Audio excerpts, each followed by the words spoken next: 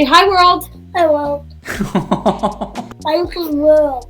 The world, because maybe the world's going to see this. The whole world. The whole world wants to hear about your Pfeiffer Syndrome.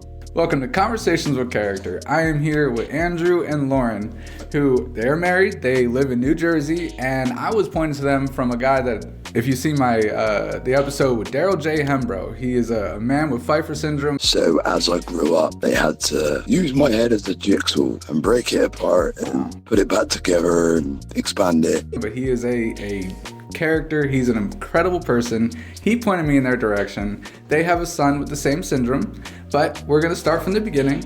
How old are you all? Where are you from?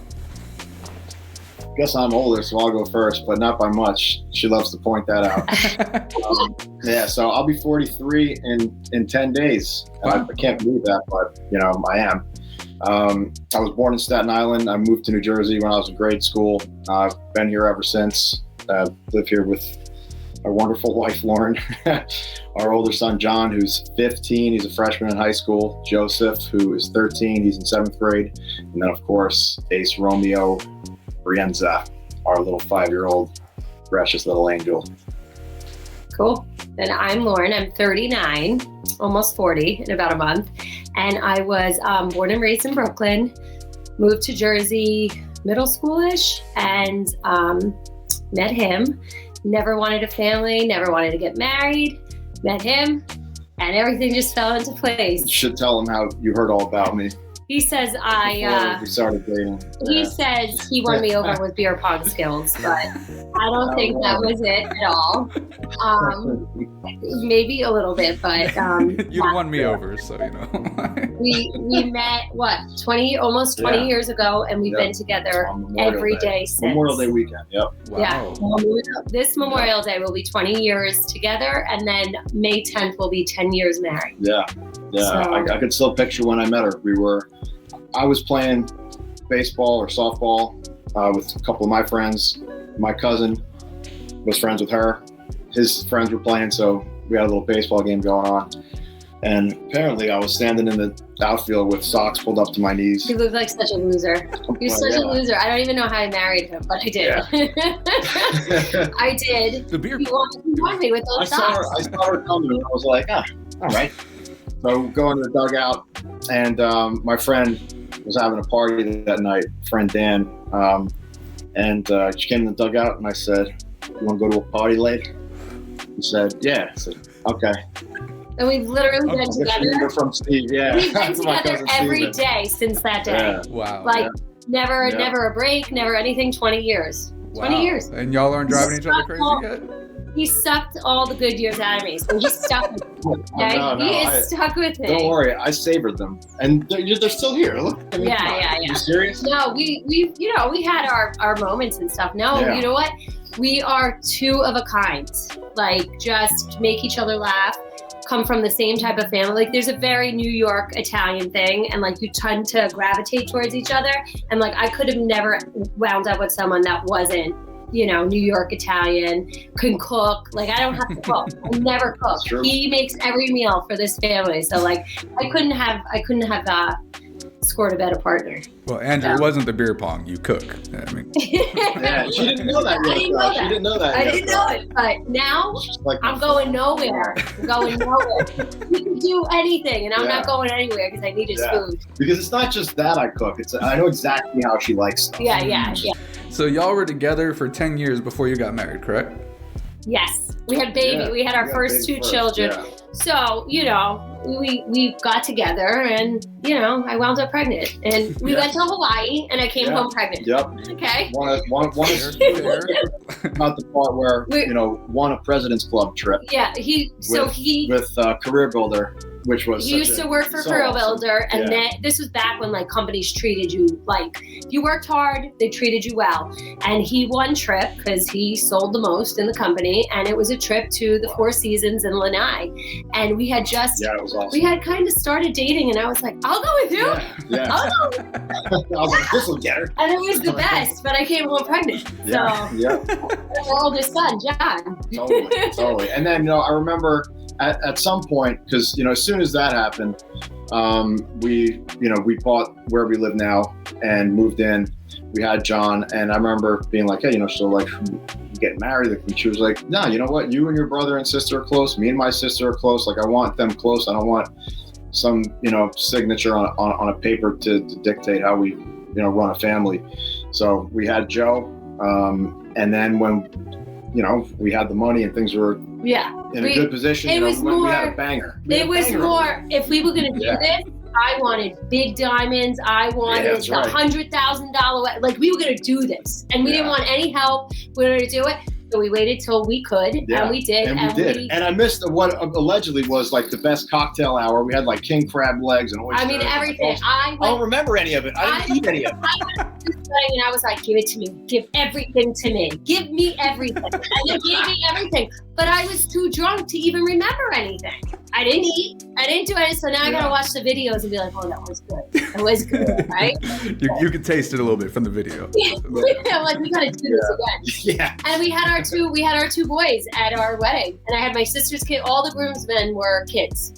It was actually quite a shit show, but that's all right. I was drunk, so it doesn't matter. Yeah, who cares? Kids are all accounted for 10 years later. We're good.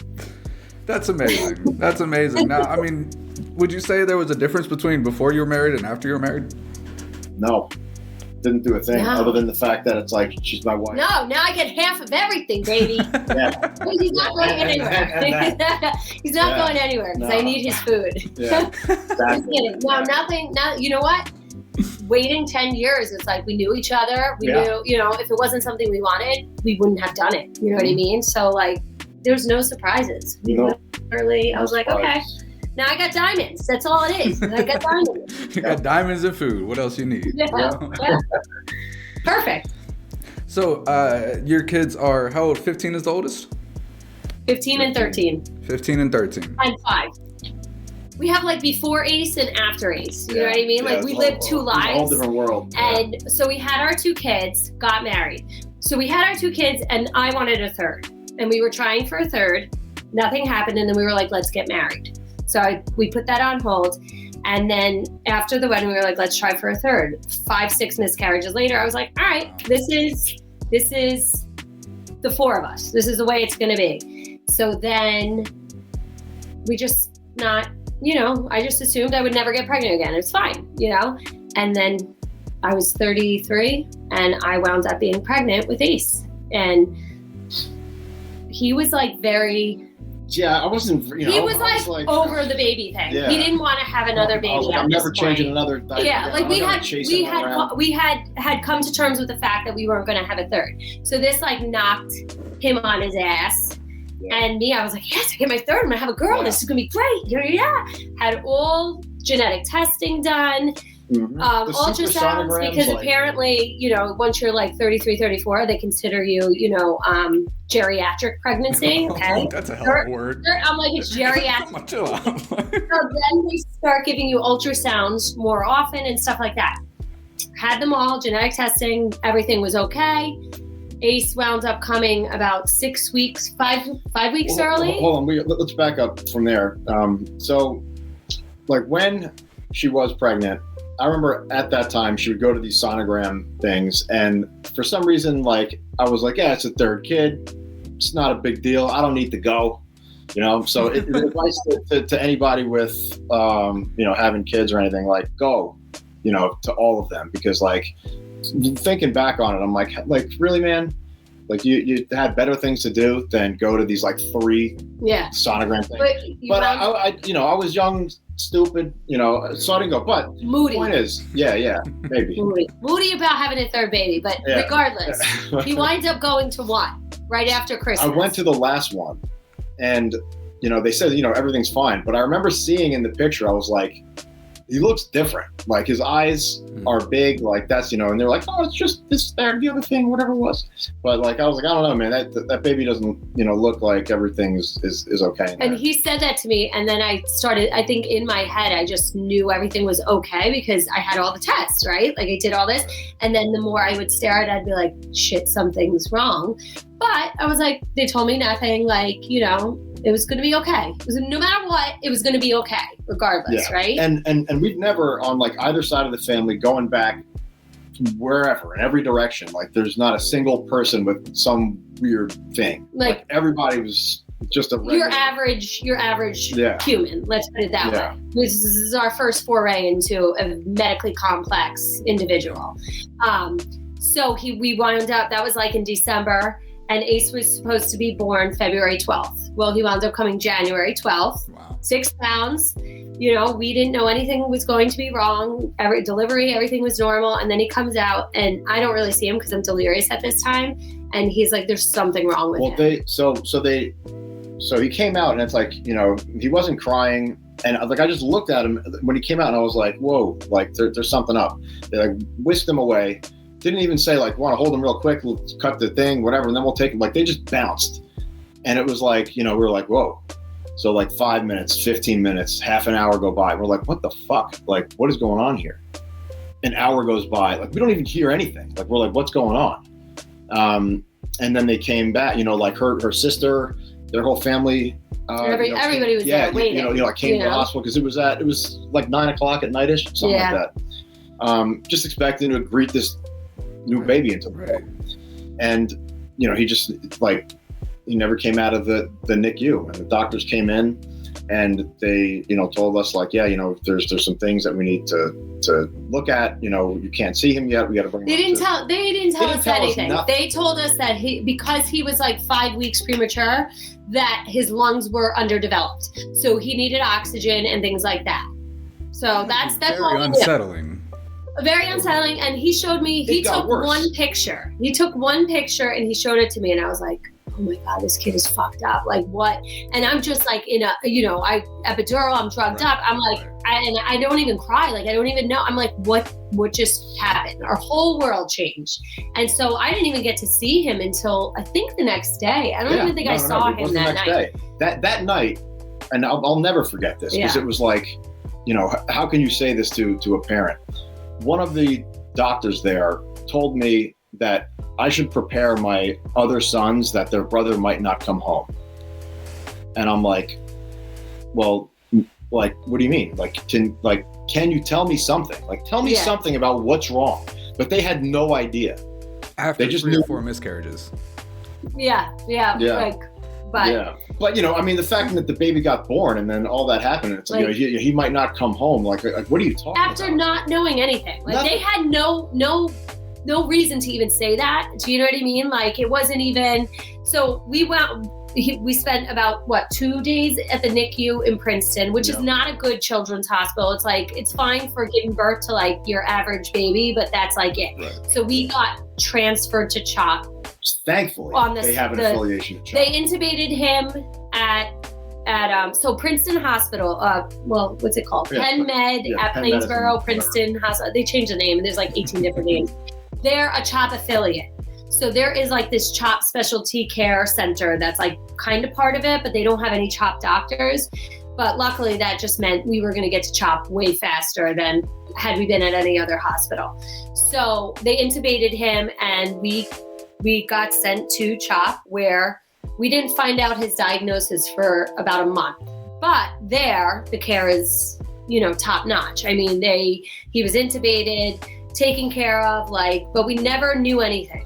We never knew anything. Like we would go day in and day out. I think they knew, and it's like they just don't want to give you the diagnosis. They don't want you Googling shit. At CHOP, if you Google like this world, their geneticist is like a world-renowned geneticist. Her name is Dr. Zakai, and like she can go into a room and like look at a patient and be like, "This is what you have." Like she's done it her whole life. So she did come and see Ace when we weren't there, and I assume she suspected it was a cranial disorder, whether it would have been Pfeiffer Syndrome or Pfeiffer or Cruzon's. I'm sure they're not going to come out and tell us this, because what are parents going to do? We're going to Google the shit out of everything. Because once I found out it was Pfeiffer Syndrome, that's what I did. And I was like, he's going to die. He's going to die tomorrow. I'll never forget that. When they told us it was Pfeiffer Syndrome, I remember Googling it and being like, oh, shit. Yeah. And like not wanting to tell my mom, being like, Mom, just so you know, get ready, like, you know. It was not like hindsight. I'm like, if there's a family that's going through it, I could like write a book about like, it took me 9 months to come to terms and like announce everybody knew he was born, but like every picture I posted was like very like, when he was born, the only thing that was like a true tell was his proptotic eyes. So if he was holding a bottle, you couldn't see his eyes. So I could post a picture of him and no one would be like, you know, whatever. But it took me about 9 months to come to terms. But anyways, we went to CHOP and he spent the first month there kind of, you know, which now I'm realizing everything was precautionary. Like intubating him was just to make sure that he was getting sufficient oxygen. It wasn't necessarily needed, but they just kind of follow these steps of what other Pfeiffer kids needed at the time, and they do it. And now 5 years later, we're realizing like, okay, Ace is definitely not like every other Pfeiffer kid. And I know every Pfeiffer kid isn't like every other Pfeiffer kid, but they only know so much. So they did all these things just to make sure he was safe. And then he finally got to come home. Well, hold on. But before that, it was like, because they didn't know for sure what it was, like nobody would tell us. So they're like, all right, so today we're going to test his kidneys. You know, there's a good chance that blah, blah, blah, blah is bad about his kidneys. And we'd be all day like texting, you know, oh my God, they'll test his kidneys. Yeah, and everything was fine. Like his heart was fine. Like his kidneys, perfectly everything fine. was. Like, but but I don't think people. Again, Pfeiffer syndrome is so rare that like a lot of these, unless you go to CHOP and you're like talking to these head doctors, like you know our plastics guy, Dr. Josie Taylor, our ENT, like most of these nurses have never taken care of a Pfeiffer syndrome kid or a kid like Ace and things like that. So they really didn't know what to tell us. Like they were like, I don't know, I never, like we still, Ace's pediatrician, like I go there and I got to pay a copay and stuff, but you know what I do? I go in there and I got to teach him everything about Ace. And I love our pediatrician. Yeah. He's the man. The most phenomenal person in the universe. And I'm so happy that he loves Ace and stuff. But like, I'm going in there and I'm like, listen, this is what I think he needs a little steroid cream here. He needs this. Like, I'm like, what am I doing here? Like, why am I calling you? Just tell me. I'll tell you what to write me and we'll be good. Like most people, even doctors and people that have been in this business, you know, in the medical field forever, have never even set eyes on a kid with Pfeiffer syndrome. Let's put it in perspective. So there was one time a couple of years ago where, you know, he just wasn't breathing well. And we were like, I'm calling 911. So we called 911. The ambulance came, and we brought him to Robert Wood Johnson in New Brunswick. Robert Wood Johnson hospital's kind of a big deal. He was the first Pfeiffer syndrome patient that they had ever had. Wow. And they've been around for decades. Yeah. And they had, like, it was the first Pfeiffer syndrome that they've ever had. How rare is it? 1 in 100,000 births. Wow. Like, yeah, it's pretty rare. And like I said, if you Google it, the shit you're finding is like so grim and like horrible. And now that we're 5 years into it and I have this whole, so finally coming to terms with it after 9 months, you find all these groups on social media and I'm a part of a whole craniofacial and Pfeiffer syndrome. And, you know, you find that there are tons and tons because 1 out of 100,000, yes, it's rare, but there's a lot of these little kids that all are around Ace's age. And I find these parents and we're just like a community full of resources and it's awesome. But then you start seeing, wow, Pfeiffer syndrome isn't this grim. Here's this kid who has type 1. Here's this kid. So Pfeiffer syndrome has 3 types, type 1, type 2, type 3. Type 1 is the most mild, you know, some craniosynostosis, sometimes some ankylosis in the elbows, which means like, so Ace's elbows are stuck at a 90-degree angle. So like he can't extend them or anything. But one of the reasons Ace's Pfeiffer syndrome was not picked up in the womb is that normally with these craniofacial disorders, they have craniosynostosis in the womb, which means the plates in their head fuse together. Ace's plates did not fuse together till he was 9 months old. So like his head was perfectly round, perfectly shaped. Like there was really no, you know, he was a little smaller, but my other kids were smaller.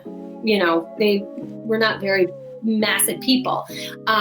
So normally kids have fused plates in their head and Ace he didn't have that. So I lost my train of thought. Damn it. Yeah, well, this is what happens when you have 3 children. Where are they going with this? You were talking about coming to terms with it and they didn't know. Coming to terms with it. So social media, this is where like I'm not a big, like I don't put a lot out there. Like it's like wish my son a happy birthday and that's about it. I'm not one of those. But social media was my, you know, like what saved me, because I saw all these kids and I was like, he's not going to die. He's not going to. That's how we found Daryl. You know, like we see grown men, grown women, grown adults, like they survive. They, you know, everything you Googled was like, oh, this is going to be horrible. And this is not, you know, you're going to be lucky if he does survive. And that's just not the case. Ace seems to have it. Oh, I was talking about type 1, type 2, type 3. That's where I was going. See, it'll come back. Type 1, most mild, which is what Ace has. Then type 2, I'm going to confuse this. One of the types is you have clover leaf skull. So like the way the plates fuse, it almost looks like a clover leaf. Wow. So like that's an immediate have to usually open up, Sure. you know, with some kind of cranial surgery. And then another one is like a higher forehead, higher head, so like kind of grows up this way. And Ace didn't have any of those. So he was given the diagnosis of type 1, and we didn't have our first surgery till he was 9 months old when we did a cranial vault distraction. So we basically moved the back of his skull, we opened it up and created just room back here for his brain, essentially. Along with a Chiari decompression, but Chiari malformation is basically when the tonsils of the brain back here kind of start falling down into the spinal column. And not just Pfeiffer kids, like we have a friend whose son had it, you know, and sometimes you have to get it taken care of, sometimes you don't. Pfeiffer kids normally have to get a Chiari decompression. So they just kind of go in there and make a little more room and let the spinal fluid, you know, the fluid in the head kind of drain. So he had that done at 9 months, and then we were pretty good for a long time. And we've known, they talked to us since he was little of all the steps, all the surgeries that will require. Usually they either do a frontal orbital advancement or they pull the back of the head. They choose which way the brain is, you know, getting smushed, and then they decide that way.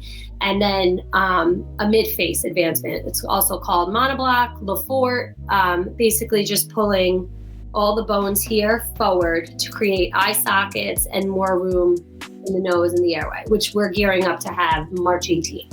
So it's going to be a doozy. We've been dreading that one since the beginning. Yeah. Like out of anything that we thought he's going to get, it's like this is the one where we're like, oh my God, like I feel so bad for this kid. Yeah. Daryl went through it, and you know, Daryl's like, you know, this is the kind of thing where like you can't Google stuff. Like Right. with our other kids, it's like, you know, they have a cold or they have a whatever. You can Google it and find some stuff out. With Ace, it was like, oh, like who are we gonna ask? You know, I mean, she's got her community of Pfeiffer you have your family, community, you got and you're like, how did you treat this? How did you? Yeah. But then again, every Pfeiffer kid is different, and thank God, Ace seems to have it very mild, and he's just he walked a little later, talked a little later. But he's like doing all these things that like when we Googled, we didn't think he would be doing any of this. You know what I mean? So, but yeah, so he's had quite a few other surgeries too. I don't know if you want me to go into depth with them. I was like, you know what? Like, There's pretty boring on this. There's so much up here, and like I try and like do it in chronological order and stuff, but I'm a mess. And it's hard. That's a lot. It's a lot, and it's just trying to remember it all. And it's like, he's only been here for 5 years. And I'm like, I feel like I've lived a lifetime with him. Yeah. Like a lifetime. It's wild. Yeah, life without him is not. Yeah, we have everything in our life is before Ace and after Ace. Like not even our other kids, like before the kids. It's before Ace and after Ace. So and for any parent who's like has the potential of a special needs kid coming into this world, like whatever you're thinking about it, like if you got a young one, you're not sure what it's going to be like the one thing that I could say is that like it's the greatest blessing and gift that we've ever been given, not just me and her. It sounds like cliche and like special, Forget about it. And this the is boys, coming. The whole family on every like this kid has anyone who brought meets together him is like an incredible way. He happens to be pretty fucking spectacular too. Like this is a kid at 2 years old decided I like languages and taught himself like 50 different alphabets, from the Cherokee alphabet to the Russian alphabet to the Greek alphabet to the Uzbek alphabet to the we have so many upstairs, it's not even funny. And knows them all. And if you know anything the boy can read. He reads on like a second, third grade level. since he's about 3, he's been able to read. Yeah. He's fabulous. He's very savantish in that way. But we're not potty trained. You know, we have some losses, we have some wins, but like he's freaking brilliant. And anybody who meets him is like, are you kidding me? You kidding me with this kid? Like, and he's like, that's not Russian, that's Greek, or you know, like, and they're like, what? Yeah. And I'm like, he's hilarious. You're an idiot. He's smart. You know? But it sounds cliche. So it's funny because his family and my sister literally has her PhD in this is her wheelhouse. Special education. This is what she's done her whole life. This is it. And he has a cousin that's her whole life. And it's like I've never understood it. I'm like, I don't know how you do this. Like, I don't want, you know. And then we had Ace, and I'm like, they're the best kids in the world. Like, they are just like do yourself a favor. Amazing. Get yourself a special needs child. If you want to better your whole world. I'm telling because like you would think like, oh God, like the last thing I want is like some handicapped kid. But I'm telling you right now, this kid has united the family and brought so much love and like he is fucking incredible. And it's a shame that people, you know, there's such a stigma attached to special, and it's like it's not now until I'm almost 40 years old that like special is not special in the way I thought of as a kid. Like, oh, that's special, you know, those are special. It's like he's fucking special because he's so special. Explain it. Like he's so spectacular. Do you get me? Like they should be spectacular Ed. Like that's it. Not special. Yeah. He's so awesome. I love look at you. Yeah. Making I'm just gonna whatever it, but yeah. He's pretty you'll see. I'm gonna make him come down here and you're gonna meet him and he's gonna be like, who are you? Who's that? What's that? Oh, you got 999 there. That looks like Hori. Yeah. He would know this then. That's Hori. Yeah, he can say that's Hori. That's Hori. It's a letter Coptic letter. Yeah, it's Coptic alphabet letter. Yep. Yeah. Yep. Ask a question because we can ramble on. Yeah. Oh yeah. You know, actually, there's one point that I wanted to make about you know, just like these special needs kids and just the different situations that families go through. Like, you know, if you ever are down on your luck or, you know, you feel that your circumstances are crushing you, and do yourself a favor, go to a children's hospital and just spend an hour in the lobby. It will blow your mind. Like Ace, like to everyone else, like it's oh my goodness. To us in the beginning it was like that. But I mean, you see some of the other things that these kids go through and the families the kids have to deal with, like I mean, it puts a lot into perspective. It puts so much into perspective. When so Ace was just traked a year ago. January last year, we were life flighted to CHOP because he wasn't breathing. We were like an hour away from losing him. Like no oxygen, like blue. We're very lucky he's here today. So extremely lucky. But we should go into that in detail before you go into that, because like we were so close to losing him, we didn't even realize it. We've been close many a times. He's coded for 6 minutes before. Like we've almost lost him several times, and last year being probably the hardest one because I wasn't there when he coded that time. I wouldn't be, I don't know, I'd be on meds right now if I was there. And last year he wound up with COVID, and what happens with Pfeiffer Syndrome and maybe some other craniofacial is you keep growing, but your airway was never fully, it wasn't a very well working airway to begin with. And as you grow, this doesn't really grow. So you can't get the oxygen you need. So on top of that and being sick, he was going into, I forget what they call it, like hypoxia, like something where like you become delirious. Like he was becoming delirious, and he was talking like out his butt. Like I was like, what the fuck is happening? Couldn't fall asleep because because every few seconds he'd go and like and like be chatting and like saying things to us that just didn't make sense, you know?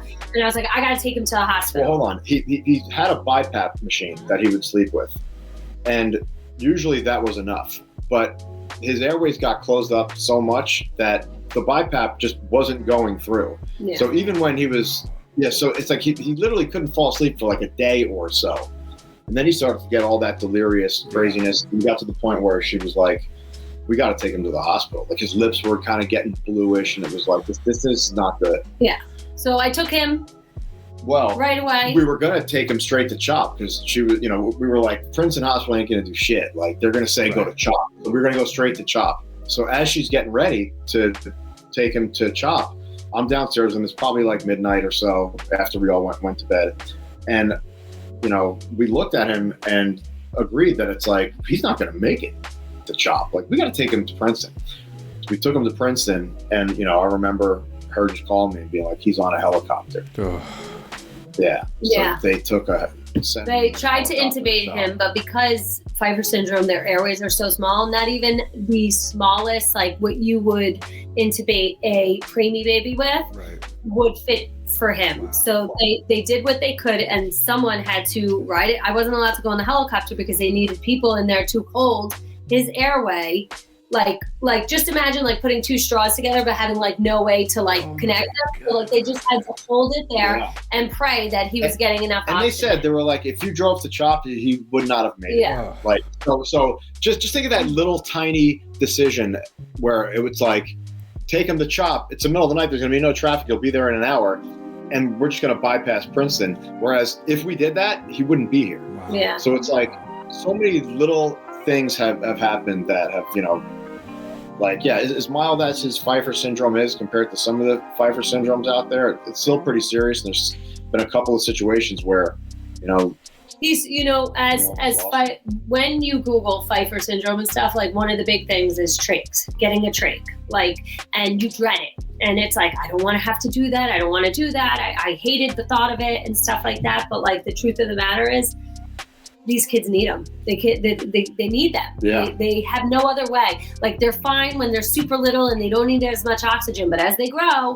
and their airways are not growing, with it, they need trachs. So we get to the CHOP and they're like, we need to do an emergency bedside tracheostomy. And I was like, and if that's what's going to keep them alive, then go do it. Yeah. So they did it. And he's here. And thank God we did. Like now that he has it, it's like, it's a lot. There's a lot of maintenance. It's a lot. So that's what I was going to get into. But it's like, what were we like? We were like torturing him by not doing it. I feel like such a horrible mom. But in the same breath, like we weren't told he needed it. I do all his doctor's appointments. I go to pulmonology. I go to ENT. Like we were never told. We did sleep studies. Like they never said, hey, he really needs a trach. And it was like we were saying no. They never hit BiPAP worked until it didn't. And so he was trached, and then we spent the next 2 months in the hospital because you have to basically, one, he has to heal, and two, you have to prove that you can take this kid home and know how to, take care of him and things like that. So it was like, I still have PTSD from last year's stay, and I'm like not ready for our next day, but 2 months, it was like world record time. Like, we had to fight though. So this was what one of my big things with other, special needs parents and things like that. Like, doctors only know so much, right? Like they go to school, they read a lot of the bullshit in the books, and like no actual walking in the shoes and having patients like that. They only know so much. And it's like doctors in general want to treat, they don't treat the patient, right? Like they're just like, oh, well, this is what we do for other Pfeiffer kids. Let's do this. Like, well, this person has the flu. Let's give them this. But everybody is a little different. And my fight last year was like, Ace didn't have lung disorder. He had no lung issues, no nothing. But who was in charge of our discharge? Pulmonology. And I go, why is pulmonology in charge of our discharge when we don't have lung issues? You know what I mean? The whole act of being trached and things like that, that's ENT. I'm like, ENT should be in charge of our discharge and stuff. And so we fought with pulmonology a lot because I was like, you're treating him as if he has this like lung disease, and he's not. Like, I had to fight them to get him off. They move very slow, and I understand there's kids that need to, and one at East was not one of those. And I was like, he doesn't need to be on oxygen and on a machine. And part of our training was learning this whole fucking machine that we were never going to go home with to begin with. Wow. So I said, you're wasting my time on things I could be learning when I'm learning these buttons and these numbers that I'm never going to have to learn. lo and behold, you push, and they started doing more. But it's only 5 years into it now that I realize, like, the doctors only know so much. Like, you're the boss. You have to be the boss of your kids, and you have to. And Lauren rules with an iron fist. Yeah, I'm not. She knows.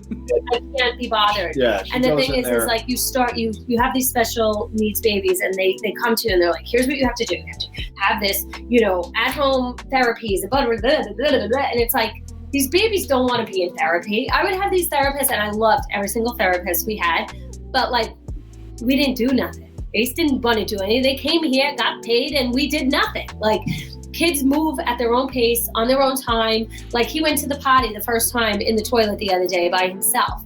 And I was never, even with my other kids, I didn't push anything. I never pushed it. It's like, you tell me when you're ready, and that's fine. I don't care if you're 18 wearing a diaper. We're going to get, you know what I mean? Lo and behold, 3.5, both my boys, they both going in the potty. Ace all of a sudden wants to go in the potty. Ace walked when he wanted to. Like, they make you feel bad about not getting these therapies and this and that. And like, we left that hospital last year, and they were like, you really should get him some ABA therapy. He needs to go back into speech, this and that. I go, first off, speech, his jaw is not aligned. He's never going to stay in arm like you and me until his jaw is where it needs to be. Do you know what I mean? And they were like, you need to get him capping. So when you're trached, there's a purple cap, a Passamere valve that goes on, so you can hear, because none of your nothing's going through your windpipes in your voice box. So we technically shouldn't hear Ace, but Ace is louder than I am. And he doesn't wear his Passamere valve. He just forces it. He forces that. He goes, you're going to hear me in this house, They make you think you got to do all these things. And like, the kids are miserable doing it. And I go, I'm not doing this shit anymore. I'm not. So once he turned 3, I was like, we're going to do therapy if he wants to do therapy. And we tried it a little bit, and he hated going. I go, these are all things you can work on at home, but they make you feel bad. I'm sure you're a dad, you said, like, I don't, even when you first have a baby, they like force you to breastfeed. And it's like, but I don't want to breastfeed. Why are you making me feel bad about a decision I don't want? And that's kind of how I feel with special ed or special needs. They're like, you need all this stuff. Here's this, go do this. And then I'm like, I'm not doing any of that. I know my kid. Yeah. We're going to move at his pace. And that's it. So basically with special needs, you're fighting a lot of the time, whether it's the insurance, medical, his supplies and bullshit like that. Just be ready to fight. Yeah. And I will say, and then maybe we can let you ask a question. You're fine. You do it. We have like, you're not even going to be able 5 to years use of this. like, yeah. You're going to be like, stuff. This is the worst podcast ever. Yeah, not at all. And honestly, like, this is what people want to hear. This is your real experience raising. Yeah. Well, I'm thinking about other people that have like, kids with these spectacular needs, as Lauren put it, and just trying to think like, what would I have want to know, Yeah. But so I will say though that like all that stuff comes from like a logistical organizational standpoint. So like, it's people that aren't seeing Ace that are deciding when he can leave.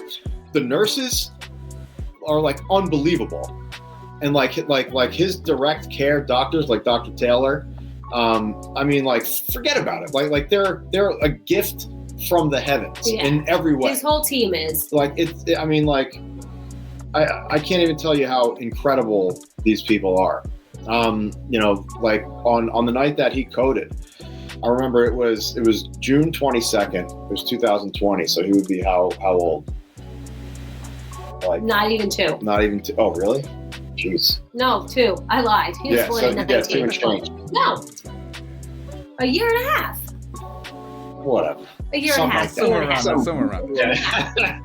A year and a half. Yeah. So like, whenever he would do hospital stays, like you'd be shocked at how many kids are in there all by themselves with no parent.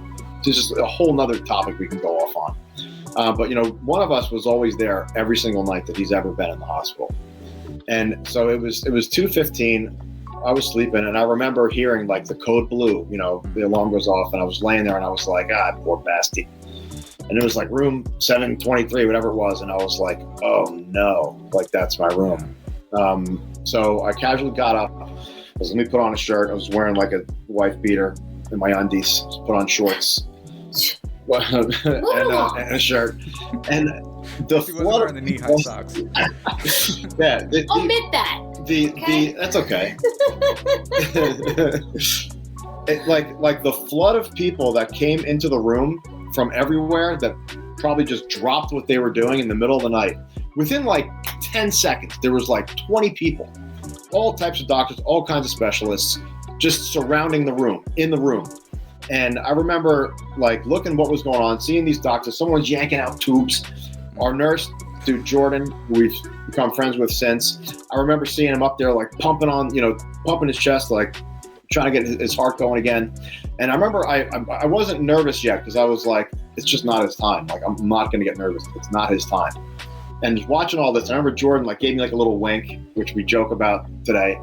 And then it was like, 1 minute, then it was 2 minutes, then we got to like 4 minutes, then 5 minutes. And then I was like, yo, like, what's going on here? Right. But then after it was 6 or 10 minutes, whatever it was a long freaking time. And finally they got his heart back under control. But like the way that this team operated, like I swear the Navy SEALs could probably learn a lesson from this teamwork. It was unbelievable. Yeah.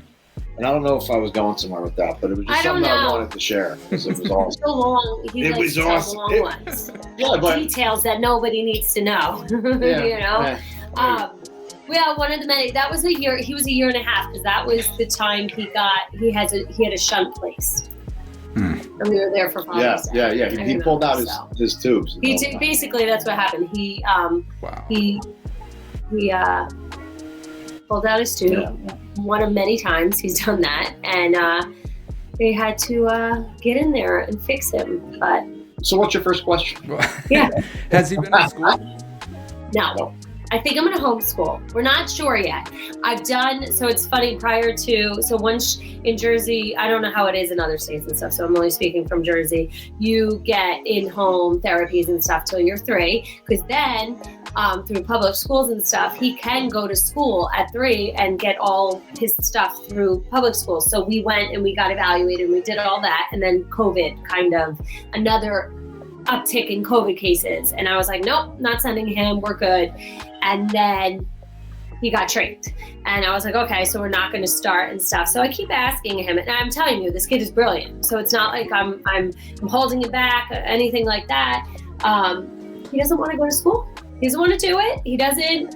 And I'm like, you know what? I think I'm going to home. And so my social media, my Pfeiffer Syndrome group, a lot of these families do homeschool and things like that. So I may try that path with him because he has no desire to go. He used to be like, I want to go on the bus like John and Joe. And now he's like, no, not going to happen, Ma. Sign. You and teach if he really me. says no, he gives you And the only reason I'd be okay with doing it is because I see how hard he works and I see how much he loves. He loves to be like, let's do math. And I'm like, math for him is like, 2 + 2, he'll just keep repeating 4, but like he loves to learn and shit like that. And I think I could kind of do it. But there's other ways too. I could have someone come in. So no, right now we're not doing that. We just got an autism diagnosis a few months ago. We went to CHOP and they kind of evaluate all day long and things like that. And so he just kind of got on the spectrum, was, diagnosed. And now it's funny because not a lot of stuff is known about Pfeiffer Syndrome. So like insurance, likes to toy with us and be like, ugh. But as soon as you get an autism diagnosis, it's like, here you go, you can have this, you can have that, you can have this. It's like, but Pfeiffer Syndrome is like, do yourself a favor. Get yourself an autism diagnosis. It's ridiculous. It's ridiculous. But so we'll see. I'm going to see how he's technically not supposed to start kindergarten until next September. But now that we're going to do this mid-face advancement on March 18th, and it's like months of like turning these, you wear this hardware and we turn screws to kind of pull a few millimeters forward. And then it's a lot of healing after and stuff. But, we'll have eye sockets now. His eyes won't be as proptotic. His jaw's hopefully going to line up, which makes it easier to eat, to talk, and the whole goal of that. So normally they don't like to do this mid-face surgery until about 8 years old. But our ENT wants it done earlier because Ace's his trachea, he thinks he can repair so that Ace can be decannulated, where Ace's current trach is, it's not in the right spot. And because he's growing, he literally, his trach hits him like this. Oh, man. And so it's just not in a good spot. But because of the way his anatomy is, that's where they had to put his, hole and stuff. So it's our ENT that's actually pushing for this sooner than later, this mid-face advancement sooner than later, so that everything gets pushed forward. They can go in and repair his actual trachea and then hope for decannulation. And then school becomes a hell of a lot easier. He doesn't need a nurse to follow him around. He doesn't, we can hopefully get rid of the G-tube and he can eat, everything by mouth. So it's all like circumstantial, like Sure. what's going to happen with this next surgery and where we go. And if he wants mom to teach him, I will teach him. Yeah. With a gifted mind like his, a lot of times schools can be detrimental. Yeah. You're going to hold him back, and not for nothing. I'm like, I got a high schooler and one's learning quadratic functions right now. And I go, for no reason. This older one especially is going to be a comedian. He's going to be working on a cruise ship doing something fun. He's not going to be doing quadratic equations. And I go, please just get a D or a C. I don't even freaking care. Yeah. He's brilliant too. He's an A student, but quadratic, he's not understanding. I go, you're going to teach Ace quadratic equations? No, we're gonna teach him the things he wants to learn. So much bullshit they got to learn in these public schools now that not learning taxes, you could learn taxes, you could learn all this other crap. And it's like, it's just now I'm realizing how stupid half the shit they learn is. Damn right. You're damn right. I told my daughter, if you want to go to college, go ahead, but I don't support the decision. No, we say the same thing. We say this. My sister's husband owns a very good electrical company. That's what he did. His family did that. We are trying. My sister has 2 Dorman Electric. boys. If you need Dorman Electric. And we're trying to get so I had a son, my sister had a son, 6 months later, I had another son, a year later, my sister had a son. So like they're being raised and my sister and I are only a year apart. So we're like twinsies. And so we did everything together. And these 4 boys are being raised together. We're like, you could take over this electrical business. You just have to be good at not kill yourself with wires and shit. And you're set. Why do you want to go have debt and go to school? I'm telling you, one's going to wind up as like a cruise ship director. Why are you going to go to college for that? Yep. You don't have to, right? We're in the same. Yeah. It took me a long time to pay off my student debt. So I'm still in it. Trust me. I know. My sister has her PhD and stuff, and she did her master's. She did it all. She's she's so smart. God love her, but she's saddled with freaking, till she dies. She's gonna have this debt. No, absolutely. I'm 85K in debt, and I got nothing to show for it, really. Like, you're doing podcasts, baby. That's right. And I could have done this without the damn degree. Well, hopefully bring you a couple of million views, Listen, and then you get we're gonna make you big, baby. There we go. We go straight to the top, character. Straight to the top. How are the big brothers with Ace? Oh, the best. God, they're incredible. We have some spectacular. Well, one, they're both questionable. phenomenal. Just kidding. The one that turned out more like me, But the other one, he's no. We got one up there right now that's taking care of him the entire time. This entire time. We haven't heard boo. No, they are the greatest kids. Ace adores them. Adores them, and they knew. With like our 3rd miscarriage, we made the mistake because of that one we had gotten further than any other one. We made the mistake of telling them and then miscarrying, and they were kind of upset about it. Like, you almost died from that one too. No, I almost died by the one that turned out like me. That I love him, but yes, that's right. He almost killed me. That's right. He almost killed me. They're phenomenal. So like then we finally do get pregnant and I do have a baby and things like that, and then this shit happens, and it's like they've dealt with a lot more heartache and what ifs, and they know every time that Ace has almost passed, and they've dealt with a lot for being so young, and they're just they adore him, and I think it's so great because it opened them up to a world that they would have never, like I think about me in high school and you in high school, and we always had these, we live in an area where we went to school, special educate. We we live in the towns that have the best special education programs. And where we went to school was one of the best. And they were part of our, they were always part of everything. Like, we didn't know any better, you know, like, but like, I truly didn't understand how great it was and how great they were until I had my own. And he's John and Joe, that's now, and even their friends, they're like, they're just part of him. And Ace, I remember Ace had his first surgery with hardware, and he had these like antennas that hung out, and we took him to a wrestling tournament, and kids swarmed him, were so curious, and oh my God, he's so cute, and this and that, and this and that. And I'm like, I hope kids always think that's how he is, because he truly is. I was just with him, where were we the other day? We were at another wrestling tournament, because that's where we live. And this little girl and this little boy, he's so cute. Can we play with him? And I'm like, he definitely, he don't want to play with you, but he's definitely grown up in like the right era for that. And you know, like even more about that. So our boys, so we live in South Brunswick, New Jersey. They didn't have a youth wrestling program, so they wrestled for Montgomery Wrestling. And you know, Ace was born throughout that time, and from that point on, they created an award for Montgomery Wrestling where one kid each year will win the Ace Brienza Award. And it's like the most honorable award for the kid that gave it 100%. And never gave up. And every year, they have a ceremony for it. Coach John Moyle and Chris Spalding. We've got it coming up, I think March 9th, they said it was, something like that. Maybe it's 4th, I don't know. I'll get the date. But the point is, you know, there's an Ace Brienza Award. Like he's touched so many people, and he's just spectacular. Like, but it took a long time to get here. Like I said, I feel like I lived like 1,000 years with him, but he's only 5 years old, and it's a learning process for anyone that's a, you know, newbie, special needs, medically complex. Like, you take it day by day. Like I stopped worrying about oh my God, what's it going to be like when he's 10? What is it? Is he going to live a long life? Is he going to, and like, I just stopped.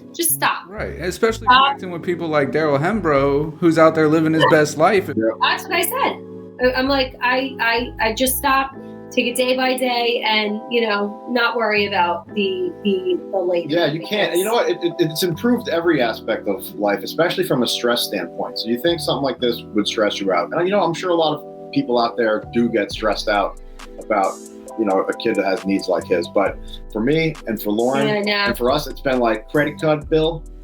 Oh, who cares? Yeah. My clothes on my couch aren't fluffed. Like, I don't care. All the stuff that would stress you out. Like, now it's just like whatever. Yeah, it does. Because it's just, and it's like thinking about him, and it's too much to worry about. So we're just cool as a cucumber now. Yeah. Thanks to him. And people are always like, how are you guys so like, you know, like that? Like, aren't you? And I'm like, it is what it is. Like, this is life, right? Like, you don't have a choice in the matter. There's no options. There's no anything. All I know is I love him and could not live a day without him. So I'm going to do everything I can to make sure he is happy, healthy, and and living a long life with me. Okay. And that's it. I'm going first. Yeah. Happy is like, he's not going before me. Yeah. Like, what's my goal in life? It's like for her and my kids to be happy. It's like everything else is like comes below that. Like, if they're happy, you know, and so that's, you know, that's how we're trying to raise them. That's how we're trying to raise him. It's like, you know, if you think about like what he might have to go through in the future, it's like our goal is to build his self-esteem so he knows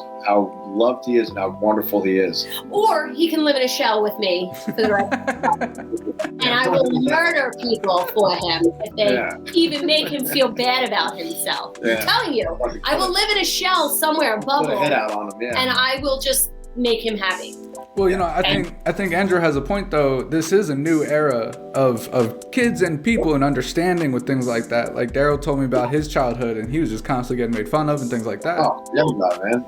And he's awesome. You know, I mean, like, you know, there's no doubt Ace is going to get made fun of, but like, there's just so much more that's, you know, accepting now, from transgender to gay, lesbian, it doesn't matter. Like everything, just everybody's so different now, and there is a lot of acceptance. So I think my lucky stars that, you know, this is now that we had him, not, you know, 30 years ago. But, you know, like you think about him though, it's like if I had like a pimple, I'd be like, oh, everyone's looking at me. But like you take someone like him, and it's like, what is, you know, like, you know, I don't know. Our goal is just to make sure that like he's cool with who he is, loves who he is, because he doesn't know he's different. I was just explaining to him that we were coming to talk to you, and he likes to stay in pajamas, and I was like, "You're putting clothes on." Like he's like, "What?" And coming, I go, "No, we're talking to him." And he's like, "What are you talking about?" And I'm like, "Well, you're Pfeiffer Syndrome." He's like, "Pfeiffer Syndrome." He doesn't even know he has Pfeiffer Syndrome. And I was like, "You know how your eyes are a little more out than mommy's?" And like I'm trying to explain to him, you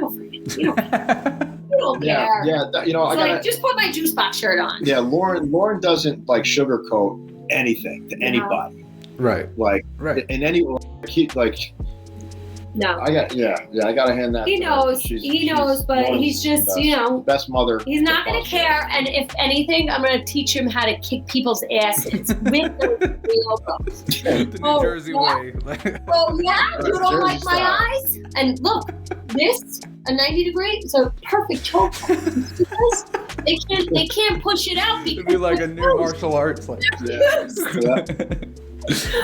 you want to go get the little guy? Yeah. Yeah, I'm I know. We're great minds, you know. I'm gonna go get it.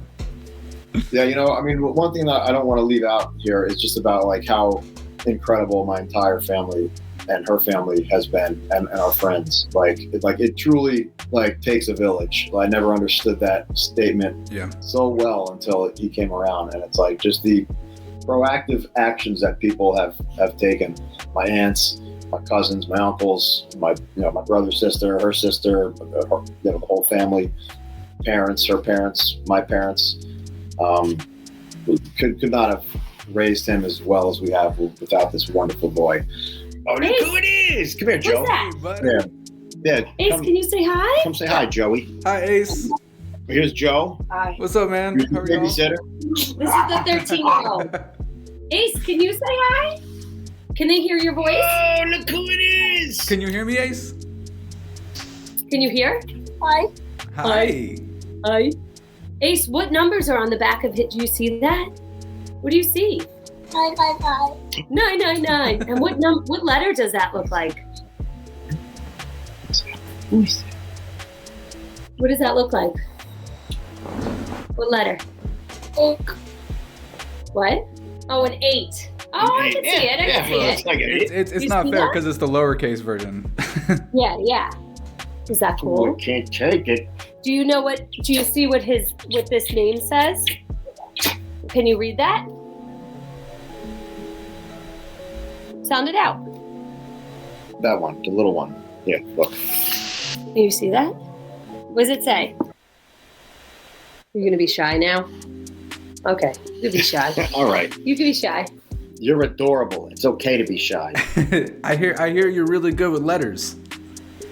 Are you good at letters? My daddy has a thing. Why does he have a ring light? He wants to know why there's a light. Right? He wants to know, are you really good at letters? Yes? What's Joe doing? Joe is just jumping around. One track mind. Do you have some cool big brothers, Ace?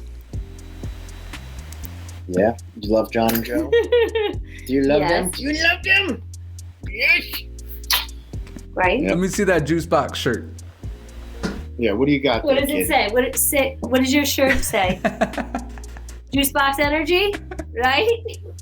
Juice box energy? Yes? Are you happy? My dad's gonna here. We're sitting here because we're talking to, do you know what that word says? Character. Right? He's like, that's not how you spell it. He spelled it. Yeah. That's definitely what he's saying. He's definitely saying that is not the proper spelling. Right? You're not going to talk? They want to hear you. The world's going to want to hear you, silly. Say hi, world. Hello. Say, my name's Ace. Why is the world? The world, because maybe the world's going to see this. Listen, right? The whole world. The whole world wants to hear about your Pfeiffer Syndrome. Right? Yeah? Yeah. Heaps. You're a good boy. Adorable. Yeah. Adorable. My face hurts from not smiling now. Yeah. Look, smile. He's smiling, you smile. Say cheese. Oh, you're so funny. You're so funny. It's amazing. Yeah. It's amazing. Yeah. He's pretty cool, man. He's pretty cool. You going? Say bye. I will say, You can go play. Say bye, character. Bye, Ace. okay, Say peace out, home slice. my character, What do you do? Throw up your peace signs. my character. Bye, Ace. Oh, see you later, alligator. Right? Here, go play with Joey. Go play. Cool. Look, it's just me. Amazing, man. He is adorable. He's absolutely adorable. Yeah, he's good time. It's good time. He's a handful, but he's good time. Yeah, a lot of work. It's worth every little drop. I'm gonna be sad when, we don't have to do all this crap we have to do for Drake and his YouTube and all that stuff one day. Yeah. Right? Yeah. Well, maybe not. He'll be something else. He'll be potty trained and I gotta wipe his ass or something. So. It's crazy. Would you say that he's strengthened your all's relationship? Yeah. Yeah. I might have, she might have chopped my head off, without that, right? Yeah, no, it definitely Yeah, has. 100%. It makes you see this person in a new light. There's no way that we could ever not be together now. You know what I mean? Like, it's just impossible. Like we're, and we love it. I mean, at least I. No, I feel the same way. I feel the same way. It's crazy there's nobody else in the world that understands what I've gone through, what we went through, besides him and stuff. So, and it's just cool to see, him be a dad to something that he hasn't been, like it's completely different parenting than, our older two. So it's definitely strengthened. I mean, it could have killed us and it didn't. Yeah. Right? Yeah, 100%. You see a lot of stuff in Chop, some of the other kids that we see there. It's gut-wrenching. Sure. But for us, it has definitely made us stronger. Nah, I know he's still really young and everything, but do you all see, would you all be able to guess what he would want to do when he grows up?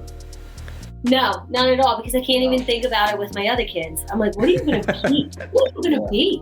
What are you going to do? I'm telling you, the older one, I have it in my head, he's going to work on a cruise ship. Yeah, she's been saying or be a comedian, because he's an entertainer.